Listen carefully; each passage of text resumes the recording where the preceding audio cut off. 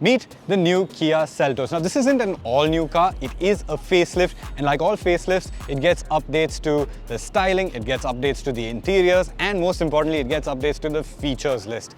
Welcome to Evo India and welcome to our walk-around video of the new facelifted Kia Seltos. Before we go ahead, make sure you like this video, subscribe to the Evo India channel and leave a comment down below. What do you think of the new Kia Seltos? Now let's talk styling. As with every facelift, you get an updated face. New grille, new headlamp with a new DRL signature. Down below, you get an updated bumper with new housings for the fog lamps. Come over to the side, you get a new design for the 17-inch wheels. Since this is a facelift, the wheelbase hasn't really changed. And when you come further over to the rear, you've got a new tail lamp design as well. Now the tail lamps are stacked vertically compared to horizontally on the old Seltos. Down below, you get new bumpers here as well. They look a little different, a little fresh. They give the Seltos a little bit more zing and makes it look a little different on the road. Okay, now let's talk about drivetrains. There is a new 1.5 litre turbo petrol engine. This is the same turbo petrol that's in the Verna, that's in the Alcazar, and it makes 157 bhp and 253 Nm of torque. What you also get is a 1.5 nat-as petrol and a 1.5 diesel. Those engines have been carried over from before.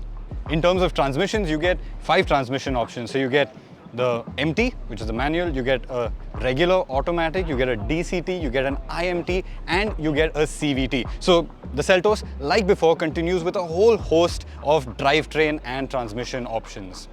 Now let's talk about the insides, because the insides have got a fair few updates as well. Now earlier the Seltos used to get an analog instrument cluster and a large infotainment screen. Now, like the Creta, it gets twin screens, but here it's got a much thinner bezel, a much thinner outline, and almost looks like it's floating. I've also got a head-up display over there, which I can control from this button here. The aircon system has been updated slightly. You get twin zone climate control.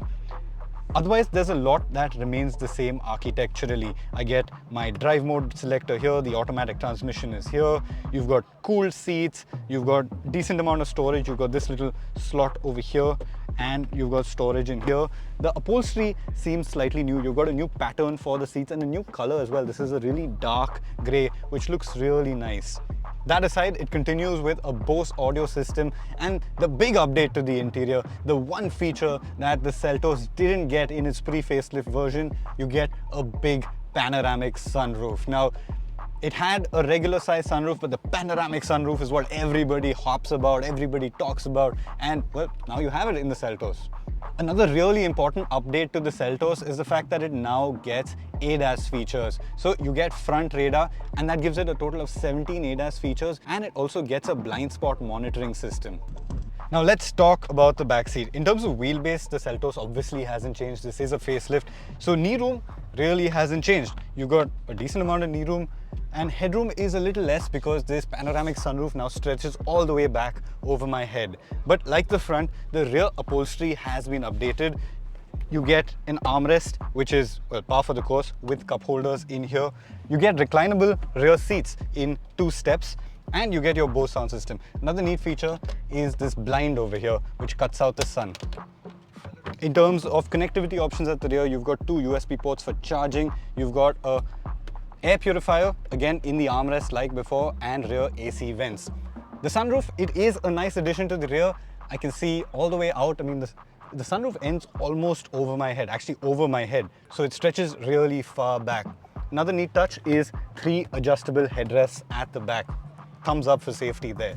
Now there's a lot of people who want to shoot the Seltos behind me, so I'm just going to get out of here. But before I go, I need to tell you that bookings for the Seltos open on July 14th. Prices will be a little more expensive than before because it does get a lot more equipment than before. Let me know in the comments below what do you think the starting price should be and what do you think the top end variants should be priced at. Thanks for watching. I'm Atish Mishra signing out. See you next time.